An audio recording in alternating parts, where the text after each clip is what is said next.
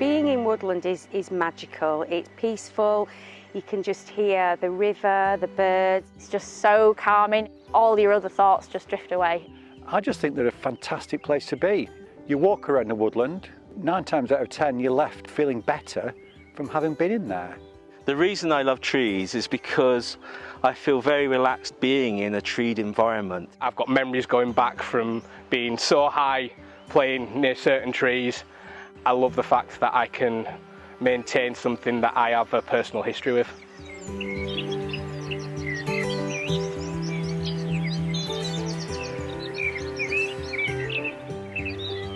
My name's Philip Singh and I'm a countryside officer for Calderdale Metropolitan Borough Council. My job involves managing areas of woodland for the Calderdale Council. One of my jobs is to assess whether a tree is in good health. When looking at a tree, especially at this time of year, we want to see a lovely, big, thick, full crown. The crown being the main body of the tree where we find the leaves. If, for example, the tree is looking a bit sparse, lots of holes through it, that's an immediate sign that a tree might be in bad health.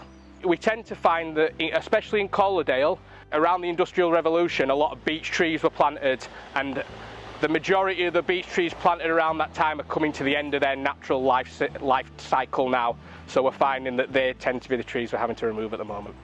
When removing a tree, the first thing we're thinking about is public access. So if we see a tree that is in ill health and is next to a public footpath, that tree has potential to be removed to ensure that people can enjoy the woodlands in a safe environment.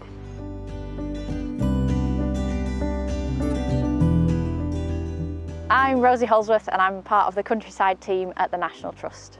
So within Calderdale, we've been working really hard to create new habitat for nature by doing some managed woodland work, including some felling and creation of brash piles and clearings within the forest.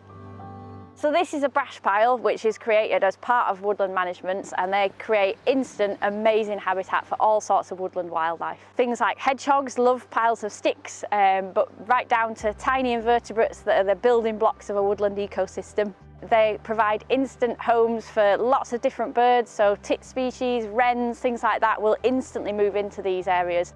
Another part of woodland management that's been happening in Calderdale is what we call beech monolithing. So that's working on some of the big veteran beech trees that are towards the end of their lives, and we're just helping them on their way. And by doing that, what we create is what's called standing deadwood, which is an amazing habitat for a whole load of species. So within a natural forest, up to sort of 30% of that woodland would be standing deadwood, and it's just that in recent years our management has been, as humans, to kind of tidy things away, and that's not very natural. So creating and leaving this standing deadwood is creating a fantastic variety of habitat and therefore increasing biodiversity through the woodland.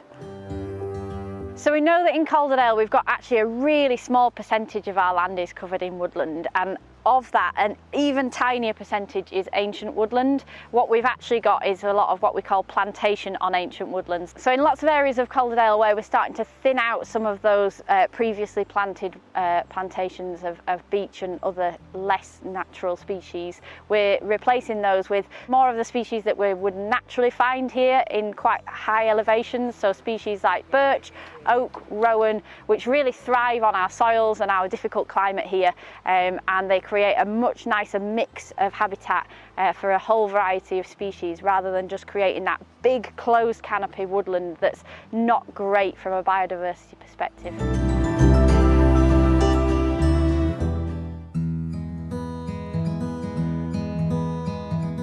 My name's Jim Smith. I'm the local partnership advisor for Yorkshire North East, and I work for the Forestry Commission. Essentially, we're the government's experts in forestry, and our key mission is to protect, improve and expand woodland in England.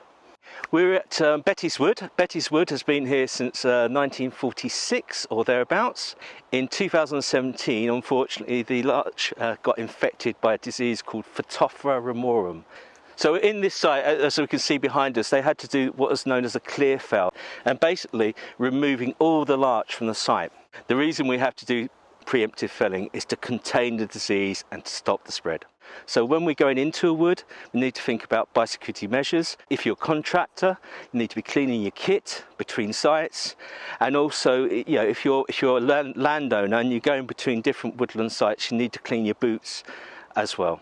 We are aware that across the whole of Yorkshire and North East there is a tree health issue. There's different diseases coming our way, unfortunately, linked to the effects of climate change and also the kind of wetter, warmer summers we're having currently. I think we should be aware of it and start thinking about the resilience of our woodlands. How do we manage our woodlands and how are we future-proofing our woodlands? One of the things we can do, we can look at a diverse range of species. Rather than just relying on one species, like larch, for example, we can have a broader mix of trees. So, for example, if one of those trees does get a disease in the future, we've got other trees to rely on as well. What we can see around us, behind us here today, is a mix of natural colonisation of the site, and also there's some supplementary planting around. So you can see birch, you can see oak, and you can see some rowan as well. Currently in England, I think about 50% of woods are in active management, and one of the aims of the Forestry Commission is to increase that target up to about 60–70% in the next few years.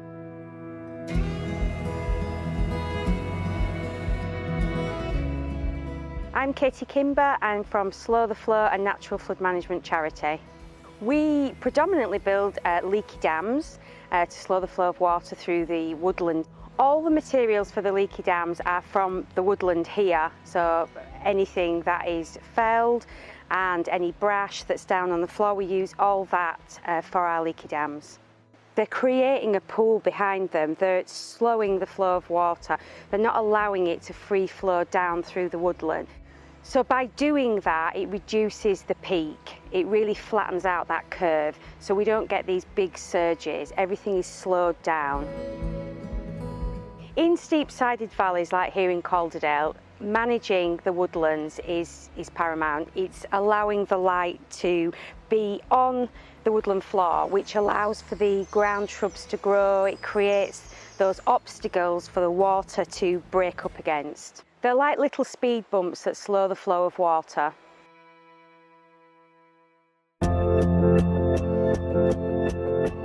My name's Doug Edmondson. I'm the Woodland Trust Outreach Advisor, and my main role is planting trees across the north. Today we're at Gorpley, where we've planted just over 100,000 trees, working in partnership with Yorkshire Water and the National Trust, grant financed by the Forestry Commission.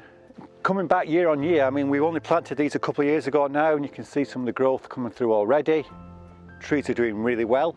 It's a small one. We've planted 60 or 70 hectares here, when really we should be planting 600 or 700 or 800 hectares, probably every year.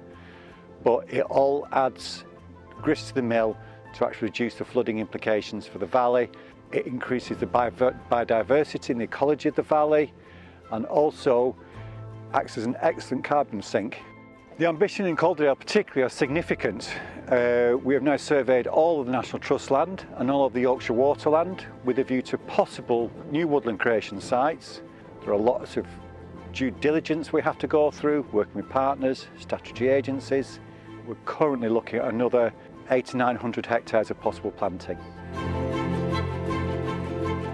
I've never really wanted to do anything else in my life apart from plant trees. I was up in the lakes when I was about 6 and I thought, oh, trees, they're good. I like them. And what we're really trying to do here is use woodlands and new woodlands in these quite degraded landscapes as a catalyst for change. It introduces other benefits. We've not just done woodlands here, we've done natural flood management, we've done moorland restoration, we've engaged with the community, we've got volunteers in here.